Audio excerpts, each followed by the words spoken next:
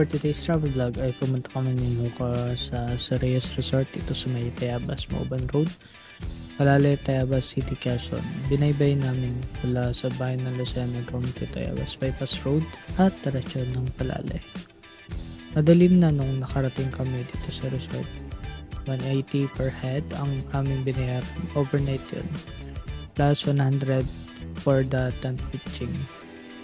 Maraming salamat sa maabiyat at mabait na staff ng Sereo. That night, nag-dinner na din kami. Kumain kami ng sizzling, hotdog, longganisa at lamb ng Mavix.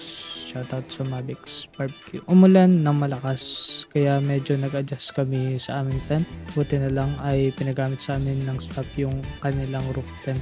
May mga maingay nga lang that time at halos 12 o'clock na ng gabi ay nagpapatugtog pa rin sila at nagbibidyo okay. Pero okay lang, nakadalog naman kami after.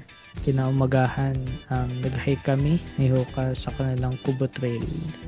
Yun lang yung naisip ko na pangalan kasi may kubo yun sa taas. Yung trail ay umabot ng 797 steps sa bilang ni Huka. Medyo madali sa una.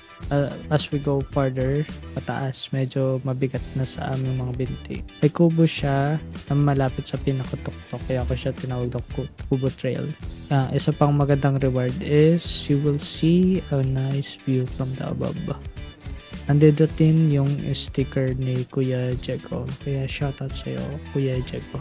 Sa taas ng trail ay makikita nyo na wala sa mentong hagdanan, at lupa na yung pinaka-aapakan nyo dyan sa daan. Kaya dahan-dahan lang kami. After namin mag-hike ay nag-umagahan na rin kami. Nagbili kami ng kape sa may unahan where you can buy all the stuff that you need para sa camping nyo.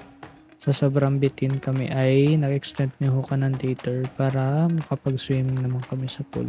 Kasi hindi kami nakapag-swimming that night at may daming bat, madaming maingay. And alam niyo naman.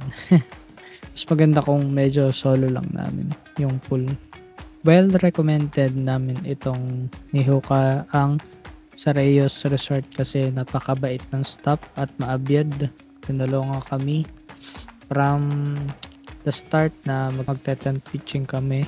Tinulungan kaming pumili ng area na masusolo namin. At the same time, pinagamit sa amin yung roof tent nila kasi alam nilang maulan. Pag alis namin, syempre may nakaharang na motor. Sila rin yung tumulong sa amin that time para kami makaalis.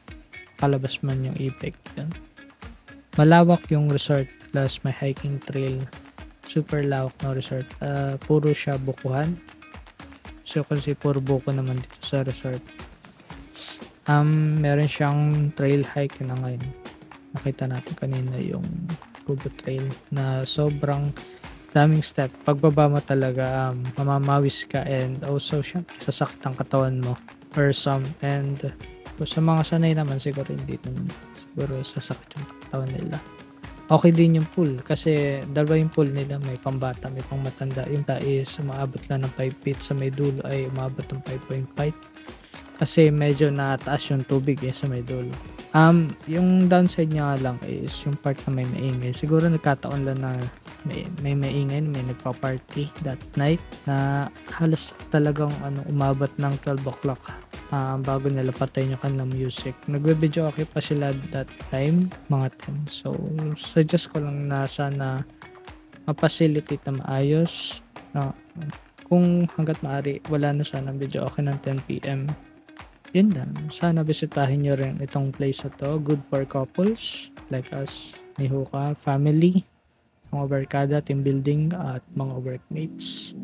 Yan. See you all sa next na adventure ni Huka. Follow nyo lang at subscribe ang content for more travel videos like this.